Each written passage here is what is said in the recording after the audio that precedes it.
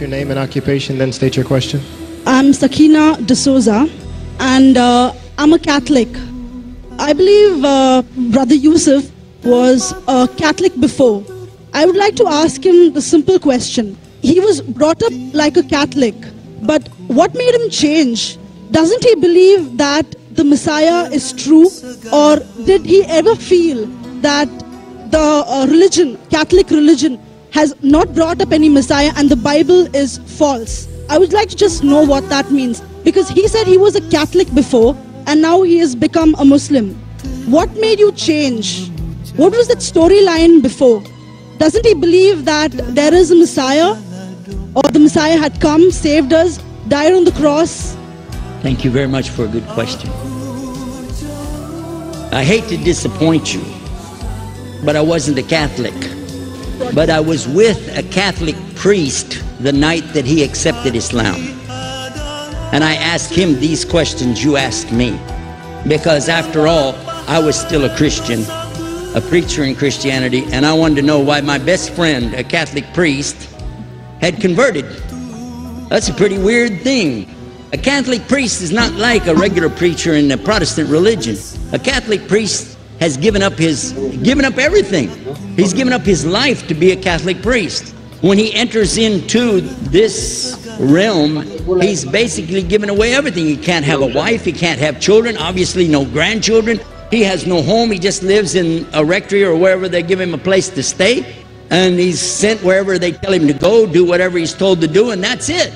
And he cannot disobey the Pope, otherwise they can kick him out of the religion, and if they do, he's excommunicated and he goes to hell forever. Yeah.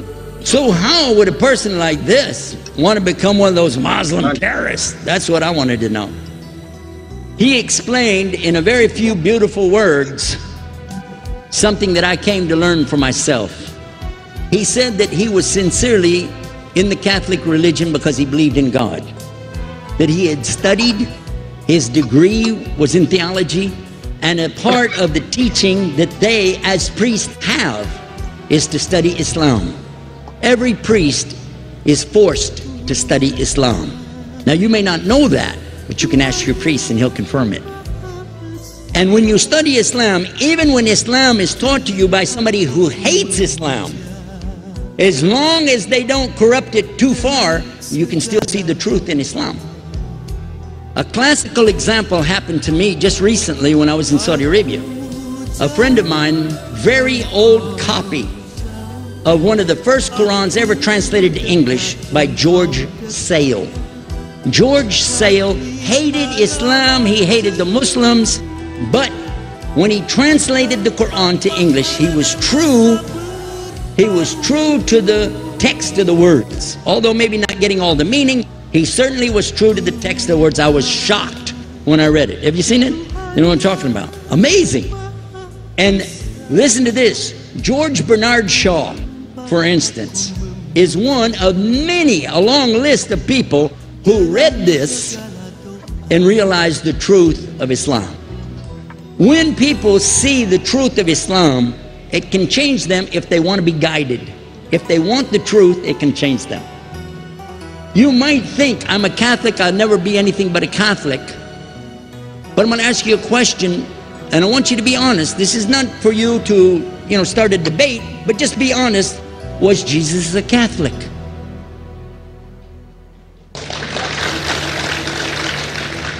And it's not open to debate, so there's no point in opening that up, because you know and I know he wasn't. The Catholic Church was in business about 300 years before Jesus was born. It's on their website. Don't go like this. It's on their website. That's where I took it from. The Catholic Church was really started in Rome by Alexander the Great. Do you know what the word Catholic means? It means universal. It was the universal church for the Roman Empire. If you didn't join it, you could not be a Roman citizen. And it was opposed to the teachings of Judaism and opposed to the teachings of the early Christians for more than 200 and some years.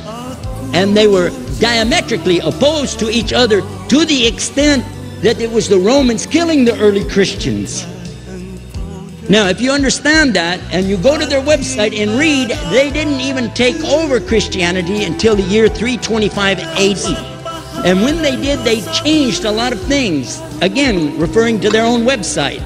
But if you want to check it in Britannica or Americana or grow your encyclopedias, go ahead and read about the Catholic Church. When in August of 325 AD at the Nicaea Council, they took over, first thing they said was, let's change the date of the birth of Jesus to be the same date as that of Mithras, which was the god, one of the gods worshipped there, and also the sun god's birthday was the same day, December the 25th, believing it to be the shortest day of the year. And Constantine was a sun worshiper of Sol Invictus. Go to the website, read it for yourself. There are a lot of points, but not the least of which, even today, if you go in any Catholic church, and I have, you'll see so many portraits and statues and idols and images throughout the whole place, that for the one who's never experienced that, for a Muslim who knows about these images, he'll be like, whoa, a'udhu billah. Whoa, what's this? The first time I walked in a Catholic church, I was about 10 years old. I was shocked. I was shocked at the idols and statues everywhere, because in the Protestant religion, we were brought up to believe that the second commandment was just as important as the first commandment. The first commandment in the Bible, in Exodus, is the same as the first commandment in the book of Deuteronomy. It says, I am the Lord your God that brought you out of the land of Egypt in the house of bondage. You know no other God beside me. Beside me there's no other gods. Thou shalt not have any other gods beside me. How many in this room agree with that commandment? Raise your hand. You notice the Muslims are raising their hand because it means Ashhadu la ilaha illallah. That's the first commandment for us as well. The second commandment you have clearly says, thou shalt not make any idol, any graven image of anything that creeps upon the earth, swims in the sea beneath, or flies in the air above. And I was sitting in a church one time, sitting there in the morning service, watching, you know, the preacher talk, and, you know, they go on and on and on, and sometimes you lose your train of thought. I was looking. Whoa! On the front of the podium, there was a fish. A fish. For the symbol, make you fishers of men. It had a fish. I said, whoa. Then I looked up above his head at the big stained glass window, and it had a dove, and he had the olive branch in his mouth. The dove is flying, the bird, you know. I said, whoa. And then I look over here, and there's a cross with a man hanging on it. And I said, wow, they didn't miss a single one. They got them all. Something walking on the earth, something swimming in the sea beneath, something flying in the air above. So look at these two things. Clearly the first two of the 10 commandments, bang, bang, boom. Because if you said God is more than one, where did you get it from? When Jesus is talking to his own companions and they ask him, what's the greatest commandment? Mark 12:29. Clear. The greatest commandment is to know, O Israel, the Lord your God is one God. And you have to love him with all your heart and all your mind and all your strength. And this is no different from what Prophet Muhammad ﷺ was saying the same thing to his people. Same thing I mentioned in the lecture. This is certainly for us the same. So what you see is Muslims practicing the commandments, and you see people claiming the commandments but practicing something else.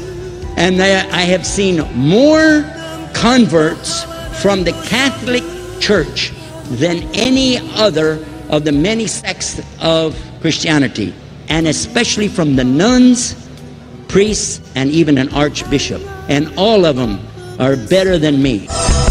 Those guys and women that I see do this, they still sacrifice their whole life to get the true message of Islam, not only to you, but to Muslims as well, because we all need to know about it. But thanks for a great question.